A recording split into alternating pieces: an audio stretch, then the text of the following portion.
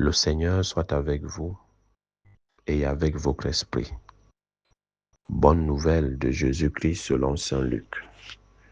Gloire à toi, Seigneur.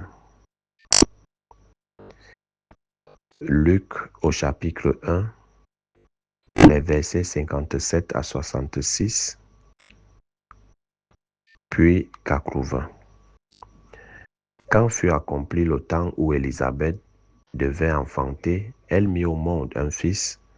Ses voisins et sa famille apprirent que le Seigneur lui avait montré la grandeur de sa miséricorde, et ils se réjouissaient avec elle. Le 8e jour, il vint pour la circoncision de l'enfant. Il voulait l'appeler Zacharie du nom de son père. Mais sa mère prit la parole et déclara: non, il s'appellera Jean. On lui dit: personne dans ta famille ne porte ce nom-là. On demandait par signe au père comment il voulait l'appeler. Il se fit donner une tablette sur laquelle il écrivit: Jean est son nom. Et tout le monde en fut étonné. À l'instant même, sa bouche s'ouvrit, sa langue se délia. Il parlait et il bénissait Dieu. La crainte saisit alors tous les gens du voisinage, et dans toute la région montagneuse de Judée, on racontait tous ces événements. Tous ceux qui les apprenaient les conservaient dans leur cœur et disaient: que sera donc cet enfant? En effet, la main du Seigneur était avec lui. L'enfant grandissait et son esprit se fortifiait. Il alla vivre au désert jusqu'au jour où il se fit connaître à Israël. Acclamons la parole de Dieu. Louange à toi, Seigneur Jésus. Bien-aimés de Dieu, chers frères et sœurs en Christ, loué soit Jésus-Christ. Loué soit le saint nom de Jésus-Christ. Bonjour à tout le monde et bonne fête de la nativité de Saint Jean-Baptiste. Le nom Jean signifie Dieu fait grâce. Zacharie signifie le Seigneur l'a juré. Et le nom Élisabeth signifie Dieu se souvient. Alors vous voyez que les noms, c'est tout un programme de vie. Et si nous devons aller un pas en arrière, Zacharie avait été choisi pour l'année d'être le prêtre qui devait offrir l'encens au temple. Parce que c'était de coutume, on choisissait au sort. Et le sort était tombé sur Zacharie. Et au moment de faire le rituel qui était prévu, Gabriel, l'archange Gabriel lui a apparu et lui dit qu'il va concevoir. Nous savons que le couple Zacharie et Élisabeth était un couple déclaré stérile et Élisabeth subissait les moqueries, les humiliations, les injures. Si c'était alors à notre époque, ça allait être grave. Qu'est-ce qu'on n'allait pas dire à Élisabeth? Oh, elle a mangé ses enfants dans la sorcellerie. Oh, c'est monté. Elle est sorcière. Elle vient seulement remplir la maison de leur fils. Elle ne fait rien. Elle vient tout manger. Elle remplit seulement les WC. Mais elle n'arrive pas à faire d'enfants. Elle allait subir toutes sortes de moqueries, d'humiliations, de paroles blessantes. Elle a eu à subir cela. Mais si c'était à notre époque, ça allait être pire parce que nous, on a développé un style de mal que même le diable lui-même, il prend des notes chez nous. Au point où elle se faisait appeler, elle avait dit un qualificatif, la femme stérile. Elle ne peut pas. Et comment comprendre qu'un couple aussi pieux, irréprochable, quand on dit irréprochable, ça veut dire que il marchait vraiment selon la parole de Dieu, les commandements, les lois, les décrets. C'est-à-dire, ils étaient irréprochables dans la pratique de la loi du Seigneur. Mais comment ça se fait qu'ils n'avaient pas d'enfants? Parce que pour l'époque, la maternité, c'était source de malédiction. Ça veut dire qu'ils avaient fait sûrement quelque chose, mais ils n'avaient rien fait. On peut se comprendre par là que ce n'est pas parce qu'on est pieux, on ne fait rien de mal à autrui, on est en bon terme avec Dieu, avec le prochain, que forcément on aura tout.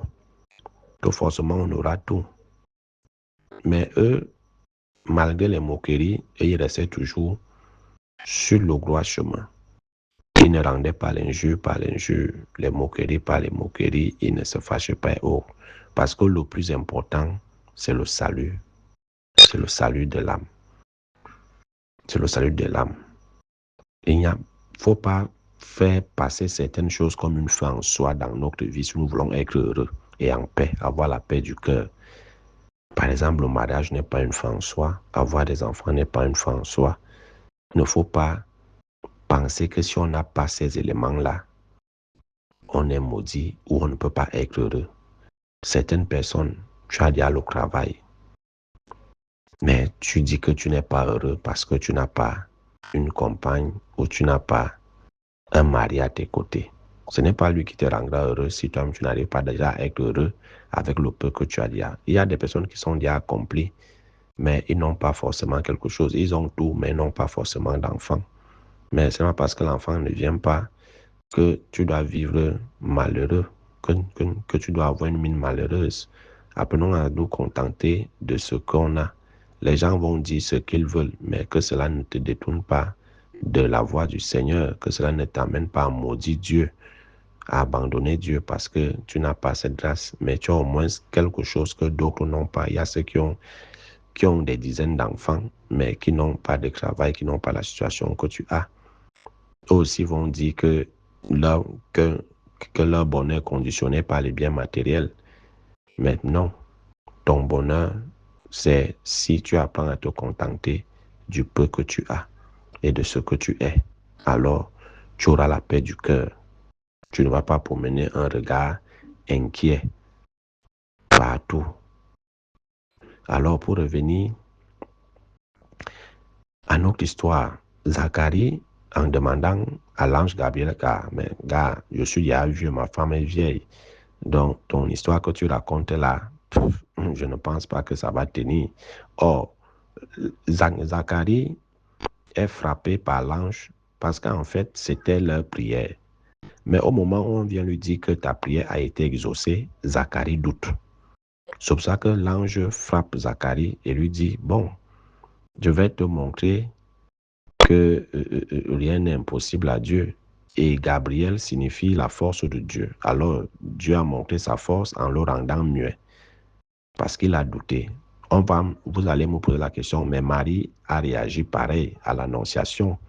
Mais la différence entre Zacharie et Marie, c'est que Zacharie priait pour avoir un enfant. Marie ne priait pas pour avoir un enfant. Alors, pour Marie, c'est normal qu'elle demande à l'ange comment cela va-t-il se faire puisqu'elle ne connaît pas encore d'homme. Et l'ange va juste lui dire, sois sans crainte, la puissance du Saint-Esprit va te couvrir et l'enfant qui va ancrer en toi sera l'œuvre de Dieu. Mais Zacharie lui demandait la grâce d'avoir l'enfant. Maintenant qu'on lui dit que ta prière est exaucée, il commence encore à dire que mon frère laisse à l'âge où j'ai là. Et regarde ma femme, elle a dépassé la ménopause plus. Donc c'est pour ça que Dieu frappe donc Zacharie. Il le rend muet. Et maintenant, au moment où l'enfant naît, les gens sont étonnés. Celle qu'on appelait stérile, aujourd'hui, elle vient d'accoucher. Le voisinage, également, c'est ceux qui se moquaient d'elle et tout, qui sont dans la joie en même temps. Qui sont dans la joie, ils se réjouissent. Et en même temps, au moment du nom, comme c'est elle qui parlait, on dit que son nom sera Jean. Mais on dit personne de chez vous ne s'appelle comme ça, alors on va l'appeler Zacharie. On demande à son père, il prend la tablette, il dit son nom est Jean. C'est-à-dire Dieu fait grâce. Et c'est comme ça que sa langue se délie, il recommence à parler.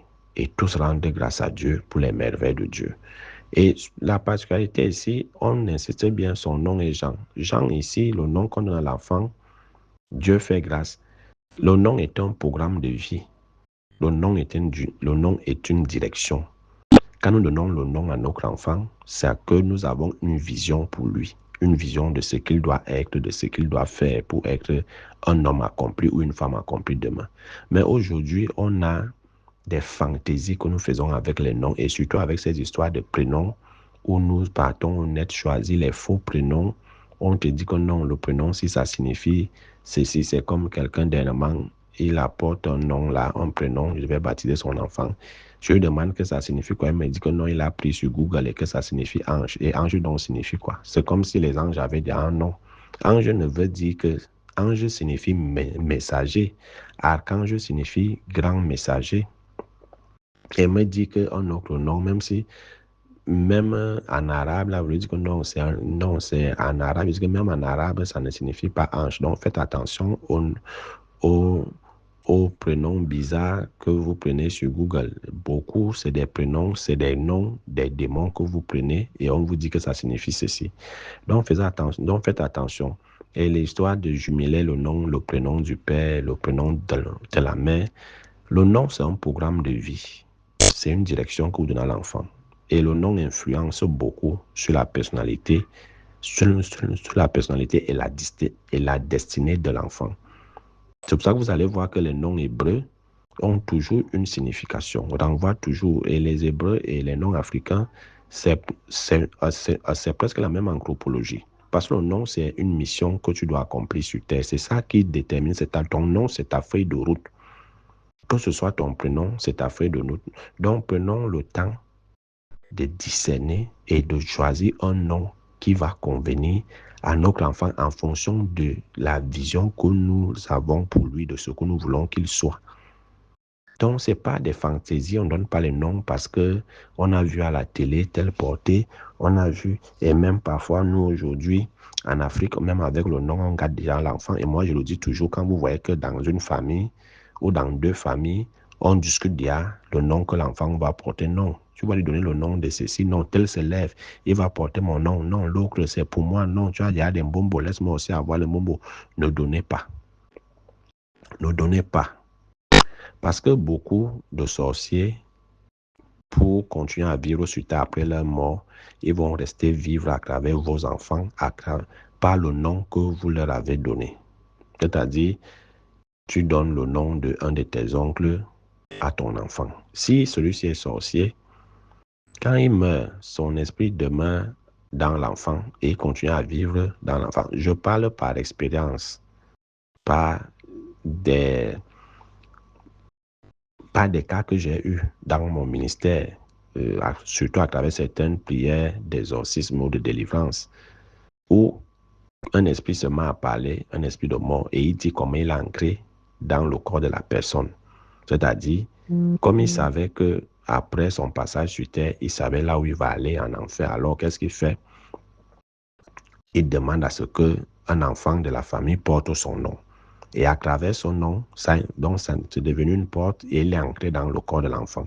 Donc, ce qui fait que quand il est mort, c'est le corps qui est parti, mais son esprit est demeuré dans l'enfant. Et il peut rester là, endormi, il ne dérange pas, parfois d'autres dérangent. Et au cours d'une prière, il se met à se manifester. C'est comme ça qu'il se met à se manifester et a dit comment ça se passe. Et les Indiens parlent de ce phénomène, ils appellent ça la transmigration des âmes. En fait, ce n'est pas une transmigration des âmes ou une incarnation. C'est une technique pour certains de continuer à survivre. C'est pour ça qu'on dit que le nom fait subsister la lignée ou une famille. Et ce n'est pas pour rien. Donc, il faut faire attention aux noms qu'on donne aux enfants. Les gens qui discutent les noms là, ne donnez pas. Ne donnez pas. Quand tu vois, il y a que les gens font une bataille pour savoir qui veulent que ton enfant porte un de leurs noms, ne donnez pas. Prenez un nom neutre ou ton pourtant. Mais vous-même, vous avez vos noms. Quelle est même cette histoire que vous avez vos propres noms, mais c'est toujours que les enfants portent les noms des autres. Donnez à vos enfants vos propres noms. C'est vous qui faites ces enfants. C'est vous qui faites ces enfants. Arrêtez les gens qui, oh non, non, on va surnommer tel. Est-ce que tel là a une vie vertueuse? Il faut vérifier tout ça. On ne donne pas le nom parce que tel a l'argent ou parce que tel est ceci. Il faut regarder sa vie, sa spiritualité. Est-ce que c'est un croyant? Est-ce qu'il a une vie vertueuse? Est-ce qu'il n'est pas dans les choses louches? Parce qu'après, ton enfant va reproduire ce que cette personne est. Parce que celui dont tu surnommes continue à vivre à travers le nom. Maintenant, ton enfant est ici une mauvaise personne. Imaginons l'influence négative. Donc, faisons attention. Le nom est un programme de vie, est une direction, est une mission, est une vision. Quand on donne le nom de Jean, il est devenu le précurseur, celui qui a préparé le chemin de Jésus. Donc, c'était déjà une mission. Une mission. Dieu fait grâce à ceux à qui il a accordé le baptême de conversion pour que le Christ vienne finir ce que Jean avait déjà commencé dans les âmes de ces personnes. Donc, donnons des noms qui vont guider, orienter nos enfants afin qu'ils remplissent tous leur mission sur terre, parce que chacun de nous a sa mission sur terre et cette mission parfois se trouve cachée dans notre nom, dans notre prénom. Mais comme on ne prête plus attention à rien, rien n'est plus important pour nous. On est sur terre, on se dit que la vie sur terre, c'est manger, boire. C'est la vie du poulet. Non, c'est pas ça la vie sur terre. Chacun doit accomplir sa mission sur cette terre et chacun doit découvrir sa mission à travers le nom qu'il porte, l'histoire de son nom, à travers son prénom, l'histoire de ce prénom. C'est ça qui nous oriente. Et on nous dit, Jean est parti, il grandissait, son esprit se fortifiait, la main du Seigneur était avec lui. Il alla vivre au désert jusqu'au jour où il se fit connaître Israël. On dit bien que Jean allait au désert, une façon mais d'aller à l'écart. Mais nous, aujourd'hui, on expose nos enfants sur les réseaux sociaux. Avec les photos, les selfies, on les expose. Apprenons à cacher nos enfants jusqu'à ce qu'ils se fassent connaître aux yeux des gens. Quand l'enfant est encore nourrisson et autres, arrêtons de l'exposer, de le filmer, de l'exposer sur les réseaux sociaux et partout. De l'amener dans les deuils, dans les boîtes de nuit, dans les bars, et il ne sait même plus dans quel milieu obscène on n'amène plus les enfants aujourd'hui. Et c'est tout ça qui fait en sorte que les destinées de vos enfants soient détournées, que les destinées soient détournées, soient volées, que les étoiles soient volées et anéanties. Après, il commence à dire qu'il ne sait même pas quel esprit anime mon enfant. Il est ceci devenu bandit, têtu, voleur et tout et tout. Tu l'as mené où? Tu l'as exposé trop tôt. Il ne s'était même pas encore affermi. Il n'a même pas encore grandi. Son esprit ne s'est même pas encore fortifié. Et non seulement ça, il n'a aucune protection spirituelle. Il n'a aucun médaillon sur lui. Tu l'amènes partout, sauf à l'église, sauf à la messe. Tu ne le baptises pas. Tu dis qu'il va se baptiser quand il sera grand.